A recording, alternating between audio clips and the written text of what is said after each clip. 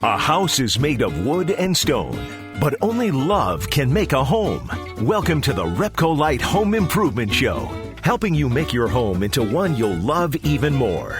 On News Radio Wood 1300 and 106.9 FM. Well, good morning, everybody. Happy Saturday. Haley. Happy Saturday. Happy Saturday. Living the dream. We're going to get straight into the show today. Yes. We're not going to pause because we've got a segment that I want to do that's really mattered to me. Now, all of them matter. They're all my children. I love them all, right?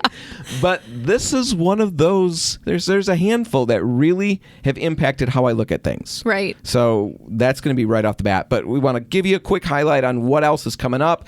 And at the end of the show today, we're going to do another one of our Hidden Gems of West Michigan segments. I'm excited about it. Found a new place that we'd really like to recommend. We've recommended a few in the past. We've got a new one. We think it's a really cool little shop. I don't want to say any more about it. It's kind of a cool surprise. We'll get to that at the end. We'll also be in the studio. Well, we'll be on the phone.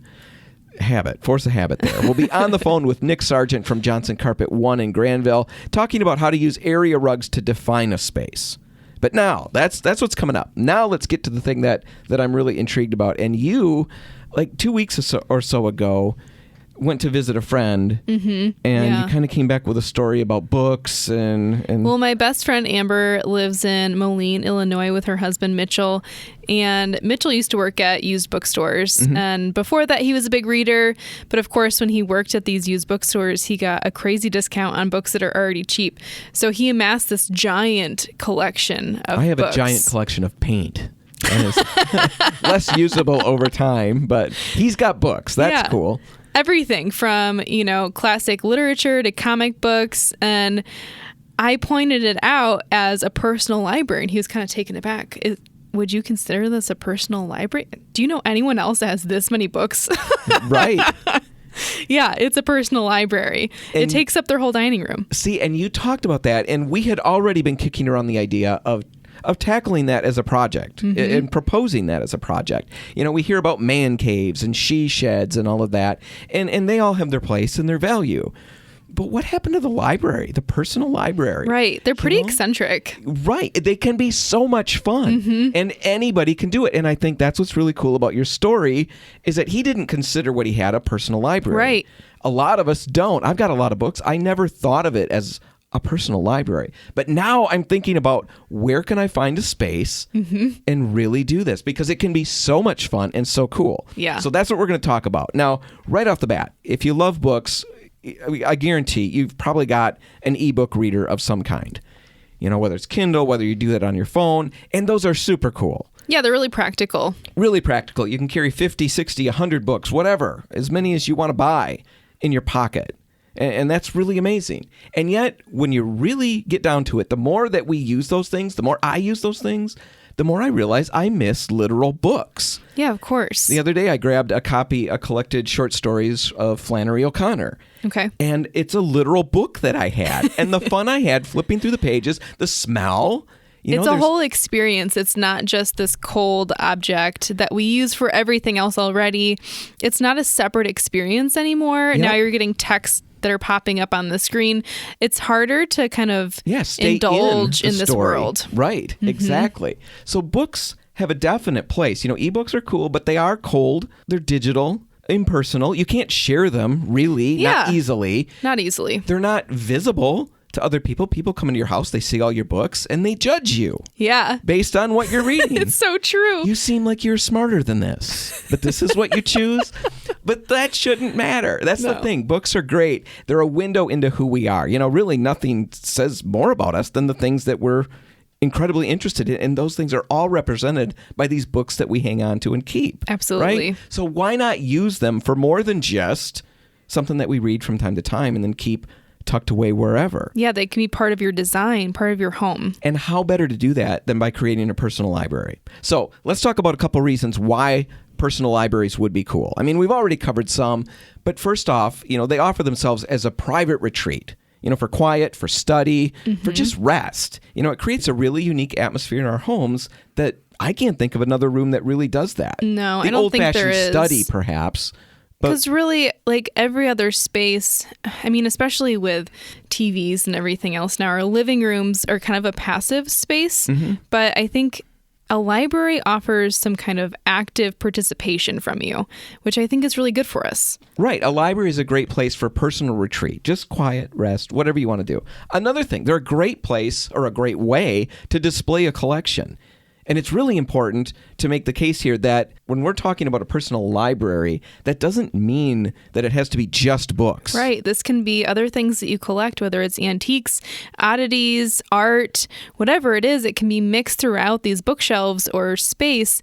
And it kind of allows you also to grow that collection over time. You don't have to just amass this giant library in one fell swoop. Right. And it encourages conversation, too, when you have people over and you have this space that kind of is intriguing, whether it's an oddity that sparks some interest or you see, it's the nostalgia factor. An old book that was your favorite as a kid, you see on the shelf and now you've got all these memories rushing back. Or it's something that you have an opportunity to recommend to someone else. Or hand on. Pass along, right? Whatever. My cousin does that. I was telling you about that before we started recording all of this, that he goes around and hits all the used bookstores, on days off and stuff, and he's always looking for extra copies of All Creatures Great and Small, the James Herriot books. And when he finds them, he buys them and then hands them out to people. He's like an ambassador for that book. I've had one of those books in my past that I was the ambassador for. It's fun. It's really fun to have those on a shelf, have a conversation about them, and hand them off. So, personal library, there's a couple of things. Another thing that you thought of that was so important is keeping written ephemera alive. Right. This is part of preserving ephemera. Ephemera is something that's temporary.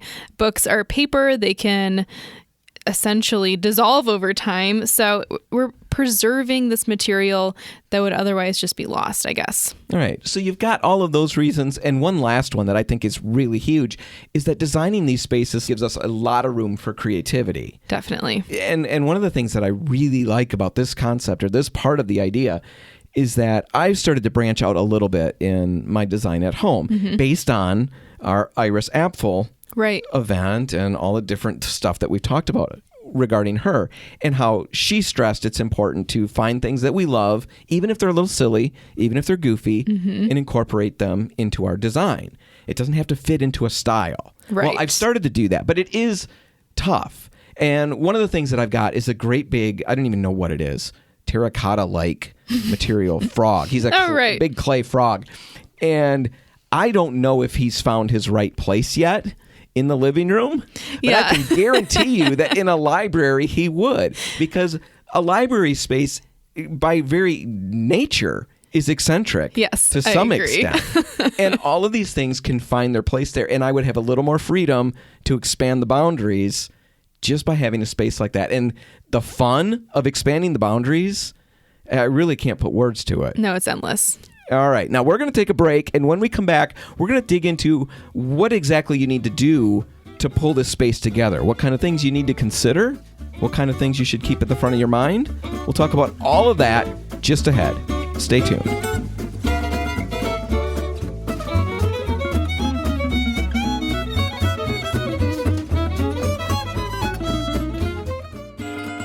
Helping you turn your house into your dream home. This is the RepcoLite Home Improvement Show, presented by Benjamin Moore on News Radio Wood 1300 and 106.9 FM.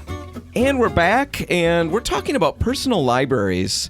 And we tried to make the case in the last segment about why you might want one. Now, one thing we didn't cover in that first segment is one of the main stories that made me think about this whole thing as a topic in the first place. And it's a story I ran into about 3 years ago or so. It was from StoryCorps, which is a podcast.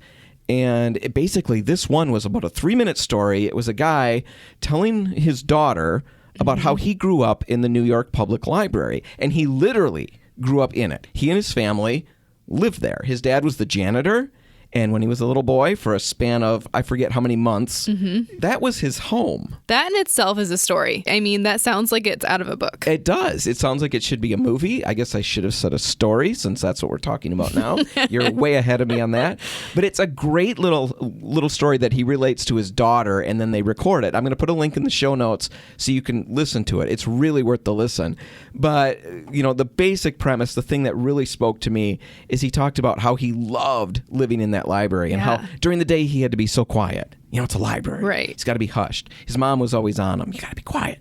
But then at night, doors get locked and he's got free run of the place. And he said he could holler and run and do whatever he wanted to. Cool. But the thing that he loved the most is falling asleep at night. If he couldn't get to sleep, or if something was in his mind about how does this work, or how did this happen, or what was this event that caused this to happen, he'd get up and find the book. And then he said, I'd sit up till 3 a.m. reading and reading. And can you imagine pre-internet having all of the books at your fingertips? Well, it changed his life. He talked about how it gave him this thirst for learning, and it's got this great line at the end where he thanks his dad. He talks to his dad about that part of life, and he was the first one in his family to go to college, and he said, my dad always wanted to give me higher horizons. Mm-hmm. And he attributes his higher horizons to the library. This love of learning that came about from this library. And it made me think, we're so busy with man caves and, video game systems and all this cool entertainment type stuff that we bring into our spaces. What happened to this? This idea of a personal library. And it doesn't have to be scholarly. It doesn't have to be all those things. No, and it doesn't have to be an entire space either. It doesn't have to be a dedicated room, I guess is what I'm saying. Right. But it's a great concept. Yeah. So let's imagine that you've got the books. Mm-hmm. You've got enough to get going and you want to get started. Where do you go with it? What's the right space? And like you're saying, Haley, it doesn't have to be a dedicated room. No, now, it sure could be, but it doesn't have to be. So start by just taking a look around your home and seeing what you've got. Now, that there could be, an awkward space somewhere. Yeah, an in-between space that doesn't make a lot of sense right now. It's just kind of something you pass through, like a stair landing at the top. Well, my grandma had that, and that I think it was a great example. I always think about that. And yeah, she did a nice job with it, but it was just this in-between space. It would have been perfect for a little library. And what we're saying is, don't imagine. Normally, when I imagine what's happening is we mention personal library, and everybody's picturing, the floor classic, to ceiling, right, wraparound bookshelves, right. The book, the library in Beauty and the Beast. Yeah, that's not what we're talking about. Grandma's landing, she could have had 2 little short bookshelves and a place to sit that was comfortable, and Perfect. That's an inviting space now where you can go into these written worlds. Right. So look around. It could be a dining room. It could be a living room. You said your friend in the last segment literally, it is in his dining room. Yeah, has it in the dining room. I would have loved that in my old house. I had a formal dining room, and it kind of felt like some wasted space. Right, because you've got just a big table in there, and then you use it like once a day. Just for those meals. But it could have been a little better than what it was by just putting in a bookcase. You've already got the table, right? I mean, it's kind of like a library table then during the day if you're going to use it as that space. So I think a dining room actually makes a lot of sense. Yeah. So take a look around your house. Could be anything, and you adjust to the space that you've got. Even if it's one of those little weird landings, you just make a little smaller library. Now, a couple things to consider when you're looking around. You're going to want a space that maintains a relatively stable temperature and humidity. Drastic changes in either of those is going to cause paper to become brittle. Glues that hold the books together can weaken, and humidity can obviously cause mold. Yeah, right. And mold's not going to be something that you can recover from at that point. The book's kind of ruined. So humidity is definitely, especially here in Michigan, something that we've got to be really careful with. This isn't something that you're going to put on your front porch necessarily. Right. Or your basement. Yeah. I've read a number of articles where they recommend using your basement space for it. Yeah. Not the best way to go, especially in our area, at least. Right. You've really got to have some controlled conditions, I guess I would say. But natural light's going to be another one of those. If you've got a super bright space and you've got the books exposed all day long, it's breaking the paper down for one, but it's also fading those inks. Right. We've got paint cans in the stores that sit in the front windows, and the labels look terrible after a while. And it doesn't take very long to fade those inks out. So keep those things in mind as you're choosing a space. But go around, look, maybe you've got that perfect space. Once you find it, now, how do you define it? How do you create this separate space that feels like a library? Well, there are a number of key considerations. We've only got time to go over a few of them, But color has got to be the most important to start with. I think so, yeah. It's going to create a real atmosphere depending on what type of color you choose. And I don't think any color is actually off limit. Well, that's interesting because a number of articles that we ran into actually make the claim that there are off-limit colors. And you can't do bright, you can't do bold colors, you can't do energizing colors. Stay away from those. That doesn't make any sense to me. We disagree wholeheartedly. Right. I mean, make it work for you, first of all. But I think they're going off this idea that these libraries are these man caves or these dark, studies. Yeah, they're old very classic, moody, forest which is fine. green. You can still do that, but you can still have a light, airy space. If that's going to be more inviting to you and encourage you to actually use this room, that's what the color should be. Or make it make sense for your collection of books, too. If you've got a collection of comic books, it'd probably make a lot of sense to use a bright color in there. Right. And all of those things are open. So like you're saying, the color that you choose, really, the only rules are that it needs to work with your collection because there's so much color going on in the collection. Right. Let's make sure the color works with that. You want to make sure that it works to create the tone that you desire. Color creates tone and atmosphere more than anything else you're going to put in the room. So make sure it's working to get where you want to go. And then thirdly, make sure it's compatible with the space. If you've got a big, brightly lit room, you're going to struggle to make that dark and contemplative. Right, exactly. So work with all of those things. So ask yourself, what am I trying to create? What's really important with this space? What atmosphere? Light and airy? Dark and moody, or energizing. I think I might go for light and airy myself, but I also think that wallpaper might be something that I would use in defining a personal library. It's going to add so much character to this space, and it's a type of whimsy that you can't really get with paint. Right. And wallpaper is an incredibly practical way to start this whole design process as you're trying to plan out what colors you might want. What atmosphere do you want to create? We've talked about it before, but tooling through the wallpaper books, you will find things that you never thought would be available on or a wall, appealing to you or even. appealing to you, right. You'll find color combinations that you wouldn't have considered, and all of it comes together in wallpaper, and it gives you direction. It gives you something to work with. And the thing that we'd stress with that is make sure you're creative with the actual application of where you put the paper. Right. It doesn't have to be an entire room, just like color, paint doesn't have to be the entire room. It could be an accent wall. It could be the backs of the bookshelves even. I mean, what a perfect opportunity for a library.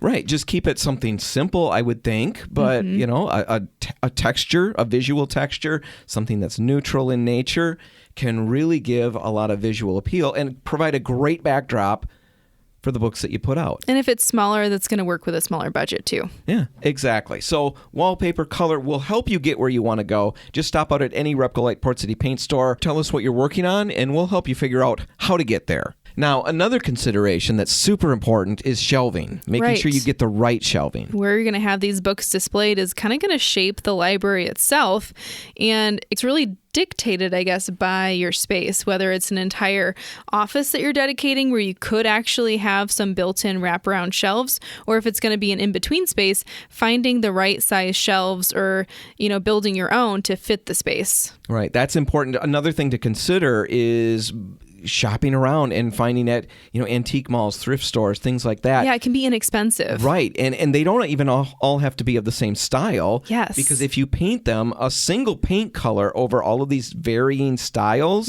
is going to unite them. Yeah, it creates a lot of texture too. So shelving is an important consideration. Other things, very, very briefly, the seating, the lighting, the little ladder on the rolly wheel. Yes. If you really go big, you might want one of those. But all of those are things you can think about. Just toy around with the idea and see if a personal library might be something, in whatever form it takes, might be something that might work in your home. Now, we're going to take a break, and when we come back, we'll be on the phone with Nick Sargent from Johnson Carpet One, talking about defining spaces in our home with area rugs. That's all coming up next. Stay tuned.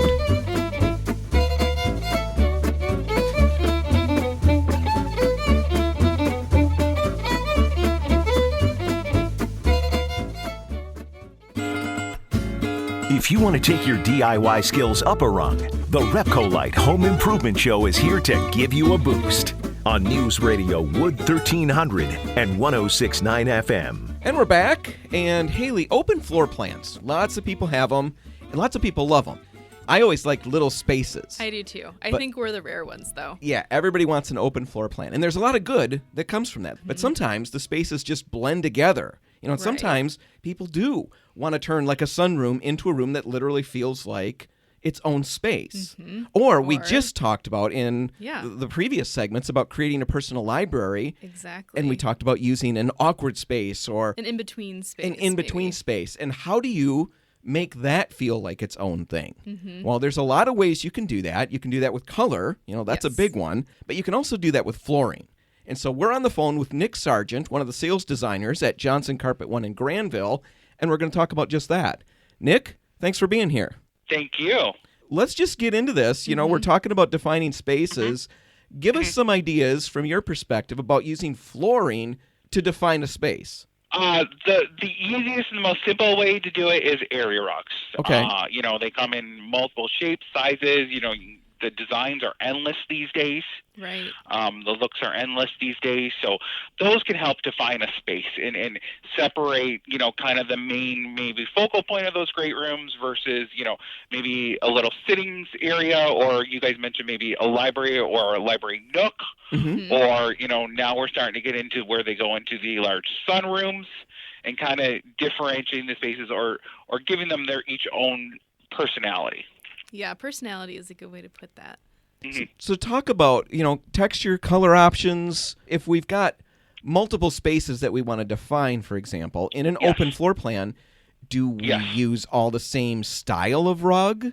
I can't imagine using all different colors. That would end up getting pretty crazy, wouldn't it? Well, it depends on the style, I think. But I'm curious what you think.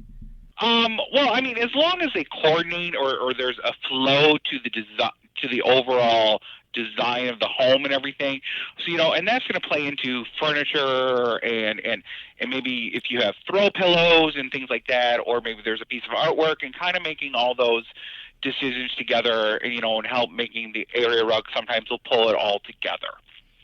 So, and people do have slightly different ones for different feels and different things like that. And then some rugs come bigger than other types of rugs, and especially with these great rooms, they're loud. We have a lot of hard surface, much more hard surface than we've had in the past, and things like that. So more fabric, the more soft surfaces we can do help, ground spaces or absorb sound as well.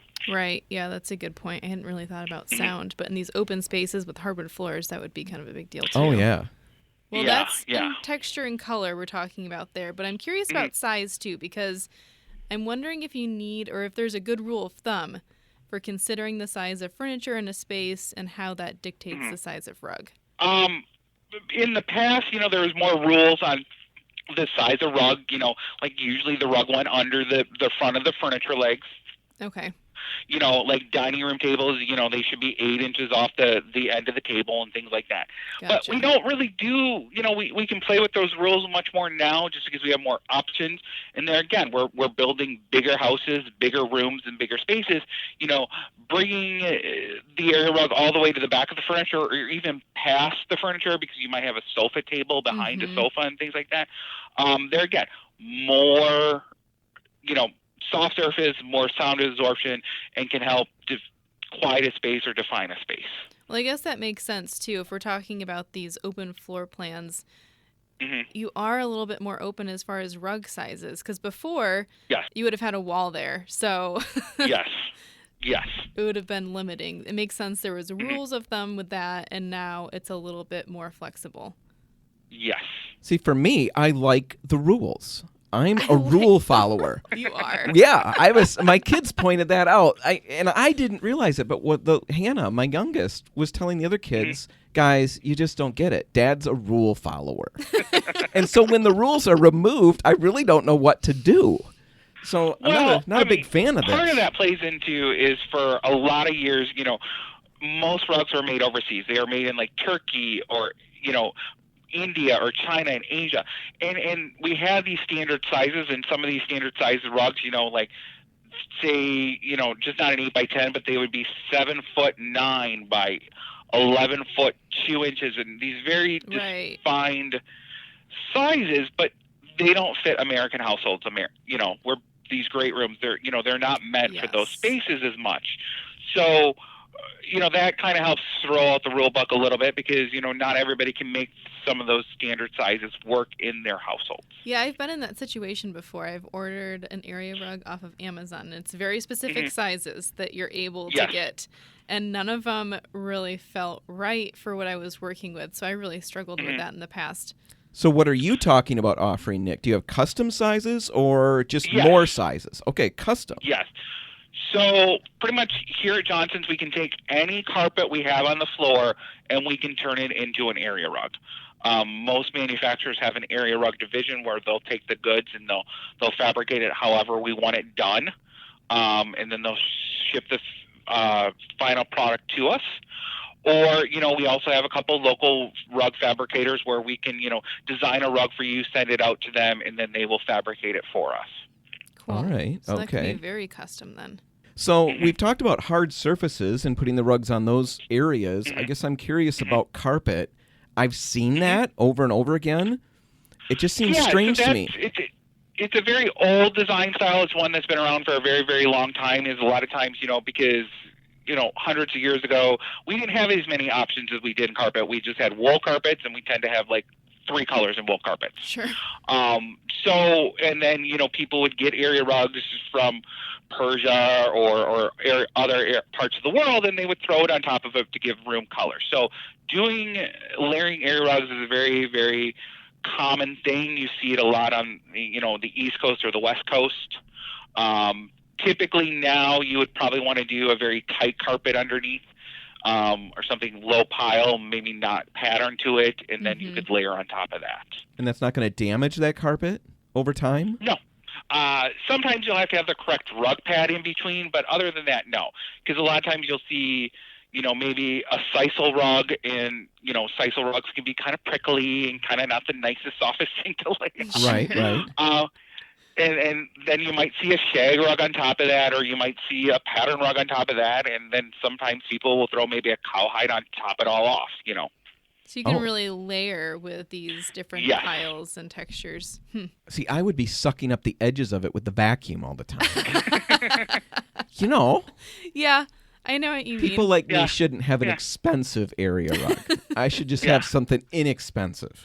Well, and I don't think I've ever done rugs correctly either, because I know there are things that exist to keep the rug in place, but I've never been good at using them. So what should I be using? Some rugs will already have the non-skid attached to the back. There's the waffle ones. A lot of people refer to them as the waffles. They're very thin and they kind of look like, like basically a waffle, and that will help keep things in the past. Or we also sell premium rug pads. Premium rug pads, way back in the day, they were made out of horsehair. Now they're made out of synthetic material, but it's kind of the same thing. It kind of grips the bottom of the carpet. There's usually a non-skid attached to the bottom that will help ground it and keep it in place. And that will protect both the rug and the flooring underneath. Okay, interesting. All right. So talk a little bit in the last little bit that we've got here about what you guys, you kind of alluded to it already. Everything at your showroom, if you've got a carpet, it could be turned into an area rug. Do you have specific area rugs as well? What can our listeners come in and expect to find at your place? We are bringing in more and more, traditional area rugs selections and things like that. Most of our manufacturers will showcase a little bit here and there. We're trying to bring in more and more because, there's not really a good source of that in West Michigan right now. And we aim to be that source in West Michigan for area rugs and things like that. All right. So how long does it take to get a custom rug should I want to, go that route? Yeah. Sometimes it can be as little as 2 weeks, and sometimes it can be, 6 weeks or more, depending on what options and how you want it finished. All right. So you guys are located where in Granville? Downtown Granville, corner of Chicago Drive in Wilson. All right. Johnson Carpet One. If our listeners have any questions, Nick, and they want to get in touch with you or, reach out to the store, how's the best way to do that? Yes. You can either stop into our showroom, or we're open 6 days a week. Otherwise, 616-531-3100 is our main service line. All right. Awesome. Nick Sargent from Johnson Carpet One. Thanks for talking with us today, Nick. Thank you. All right. We've got to take a break. We're going to play commercials. I'm sure they're going to be good ones. We've handpicked them. hand-selected our favorite commercials. That would be fun. Yeah, I think we should do that. Yeah. They'll play. When we're back, we're going to be talking about a great find, a gem, a hidden gem in West Michigan. You're going to want to hear what it is, where it is, and how to get there. That's all coming up next. Stay tuned.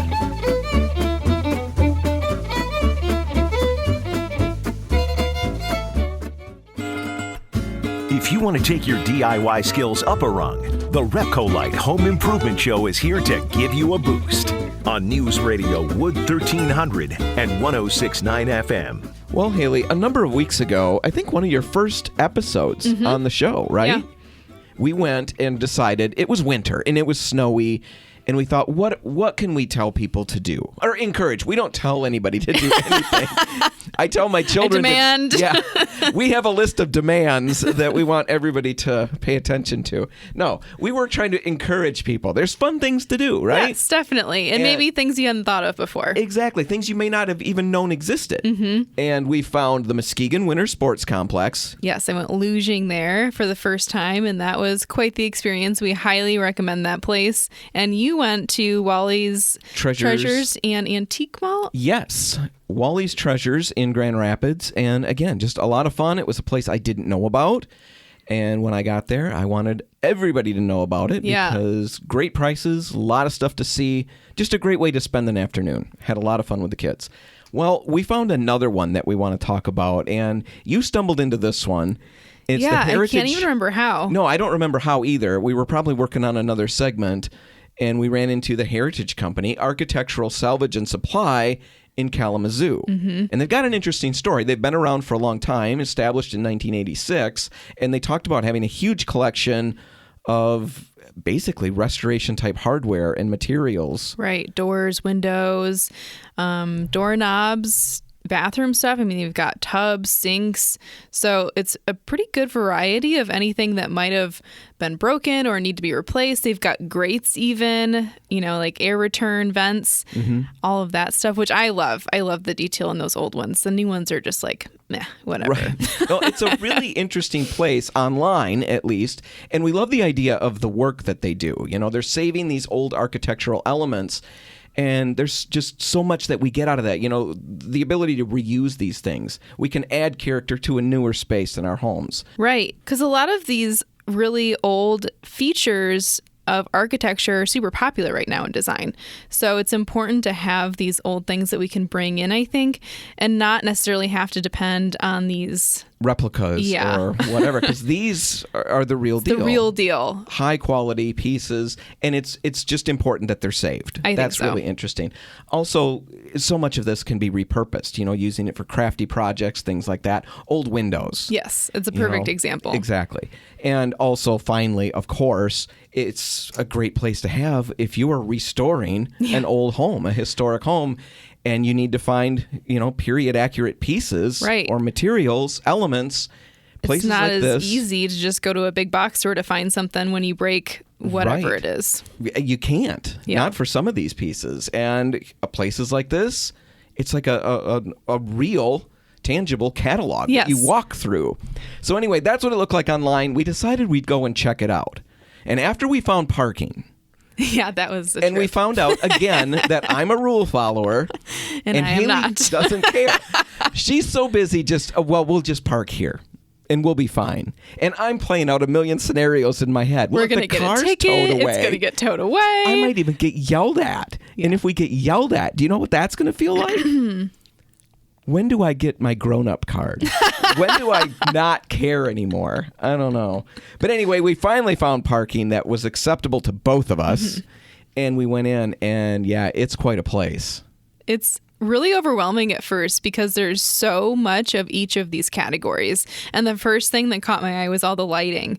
They have so much old lighting there, and it's all been restored. You can use this stuff in your new house, your old house, wherever. And it's really well priced, which was overwhelming to me because I'm thinking, wow, this is stuff that I can actually afford to buy and put in a house potentially. Right, and it's the authentic, period accurate Yeah. piece. This is exactly what was used in these older houses. And like you said, it's been restored. And we were talking to the guy there running it, and he mentioned how lighting is a big thing that people come here for. And he talked about how, you can go to a big box store and buy new lighting for about the same price, maybe a little more. But the quality of these older pieces is higher. Exactly. They've already proven that they last so long. And they're almost art. I mean, they basically are art.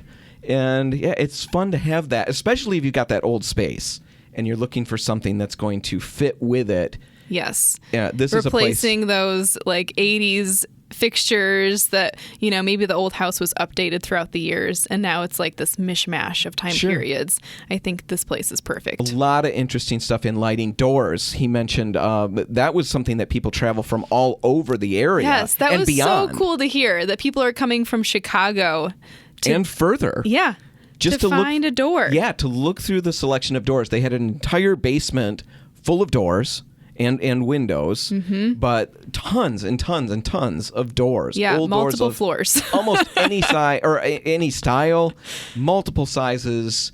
And and the prices were very reasonable on the doors. Absolutely. I mean, again, you can go to a big box store and spend like $1,000 on a front door.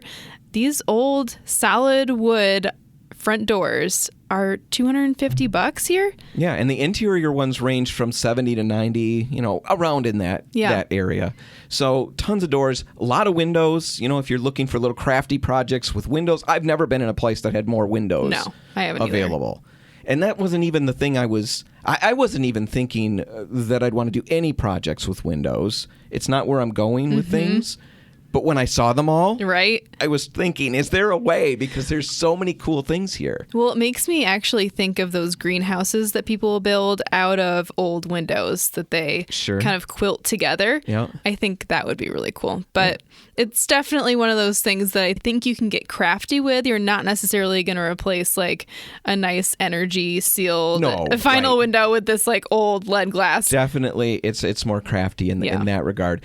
And then when it came to like hardware and materials for inside, door face plates, they had doorknobs, they had hinges, and all of these things. So much detail. So much detail, so much beauty. We've got a few pictures that we're going to put in the show notes. Yes. But absolutely amazing stuff. It blew my mind too because even the hinges had detail.